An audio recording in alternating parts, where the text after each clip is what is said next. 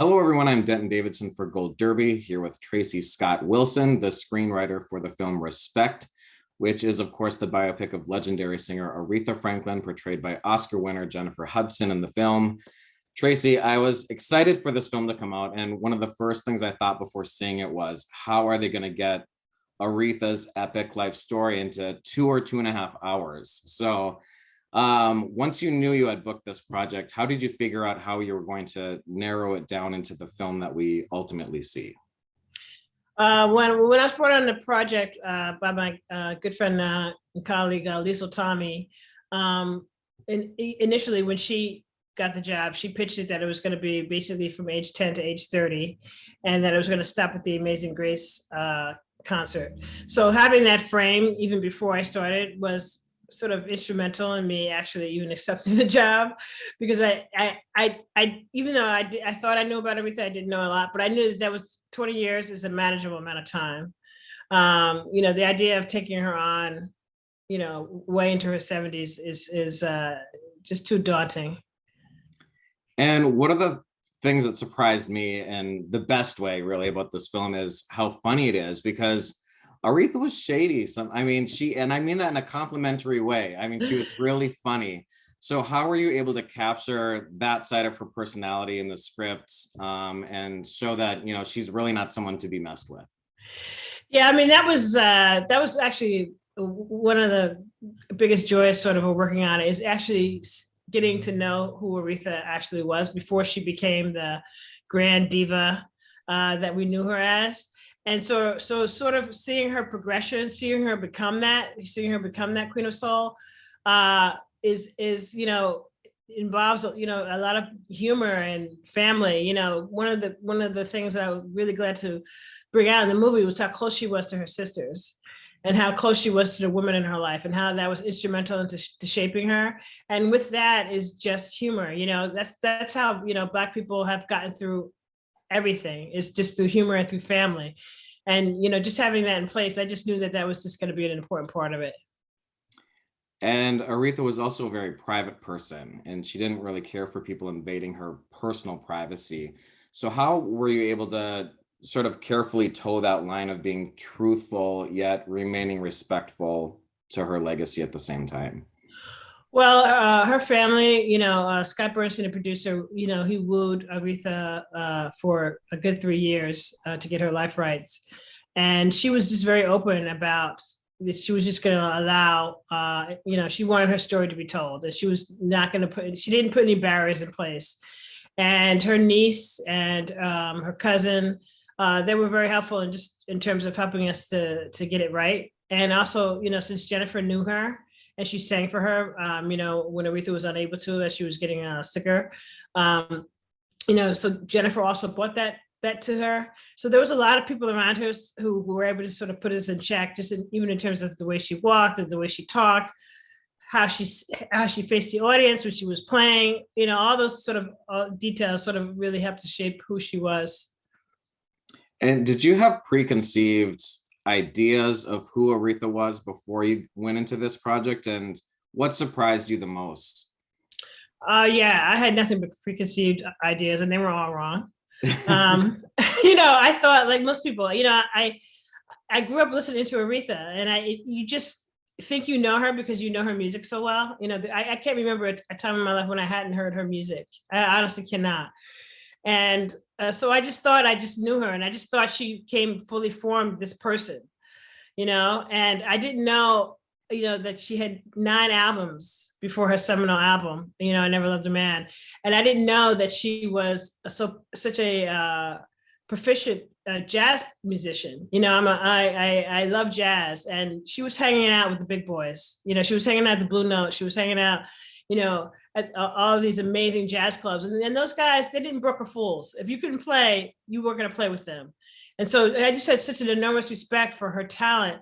And the fact that she grew up in a house where, like where Ella Fitzgerald and Duke Ellington and these guys would just come and jam at their house. And that she grew up in that house with 2 other siblings who had the same experience.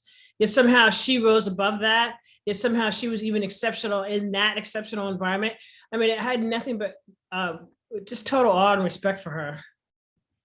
And you've won Writers Guild Awards before for the Fosse Verdon limited series and the acclaimed series, The Americans.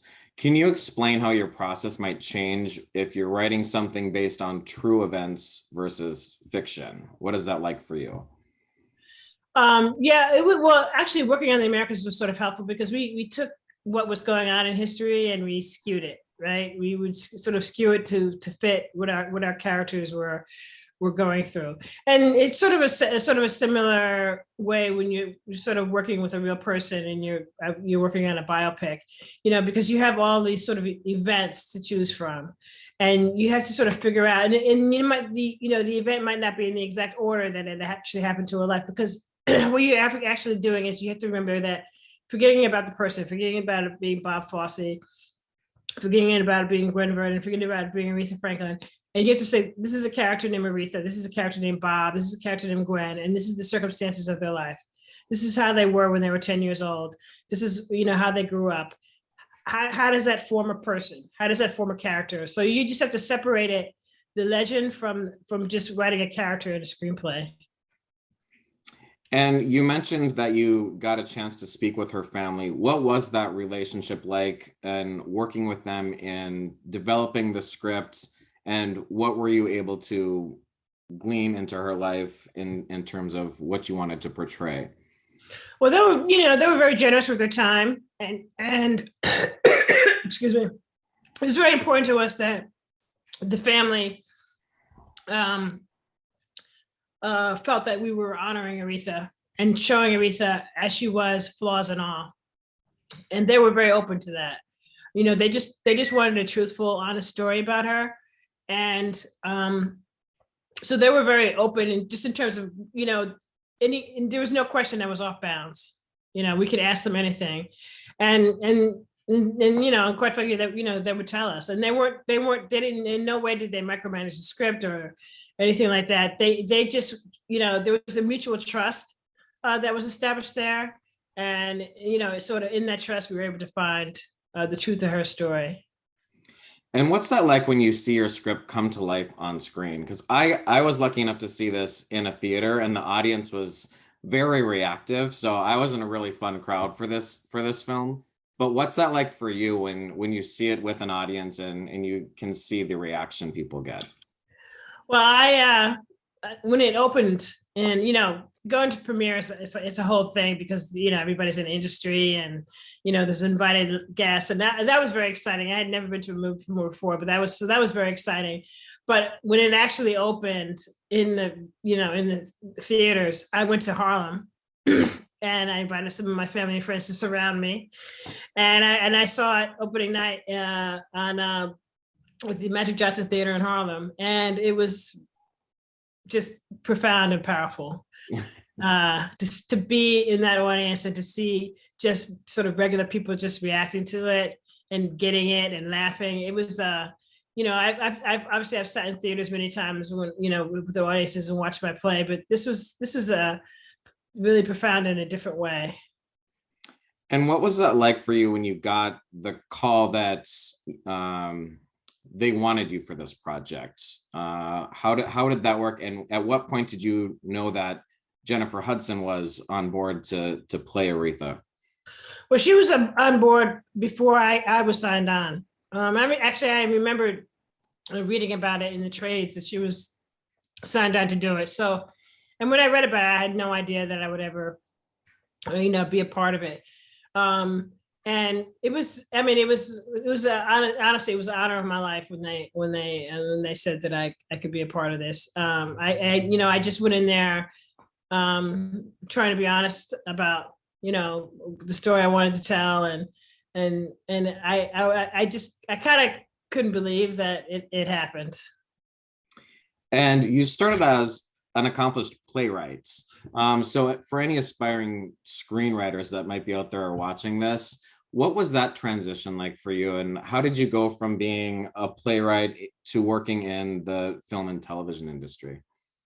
Well, when I started out, doing plays, I was very naive, and I thought that that would be it. I was going to be a playwright, and I was going to make my living and do that, and realized quickly that that's financially impossible. except for a select few.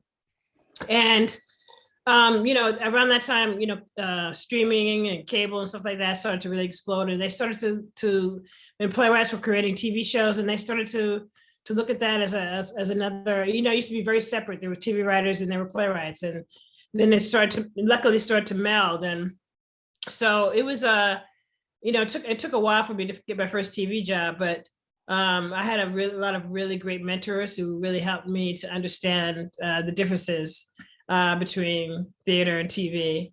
And, once I got that, I was sort of off to the races, but I wouldn't be where I am without mentors who really helped me to understand the differences and the huge differences. And you've been nominated for Emmy Awards. We've mentioned Writers Guild Awards earlier. We're an awards website over at Gold Derby. So I always just like asking, do you remember your first time attending a big awards show and what that experience was like for you? How was that night for you?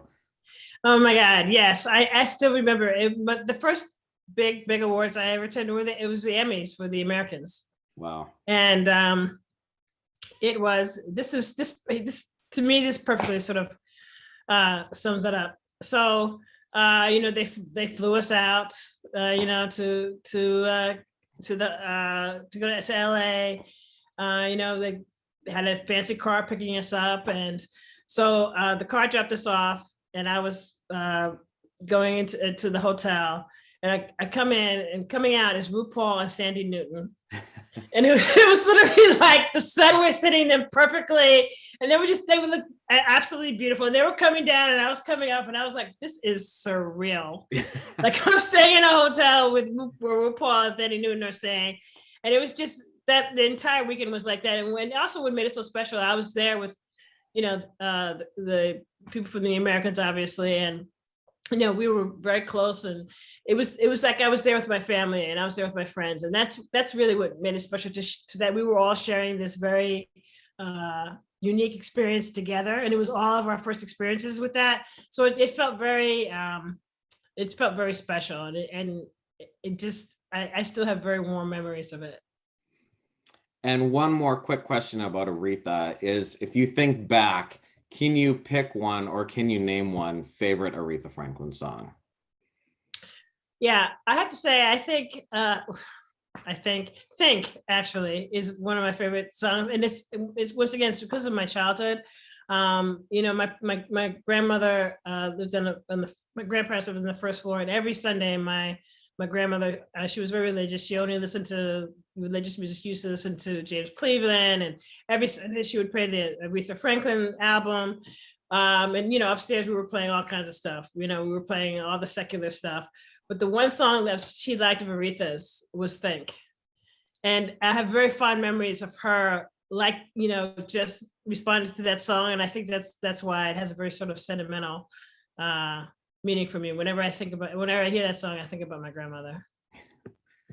Well, Tracey Scott Wilson, I want to thank you for chatting with me today. I'm also going to encourage our viewers to head over to goldderby.com, make your Oscar predictions, along with a whole bunch of other awards predictions that we have available, and also check out more of our interviews with top awards contenders. Tracey, thanks again for this discussion about your work on the film Respect.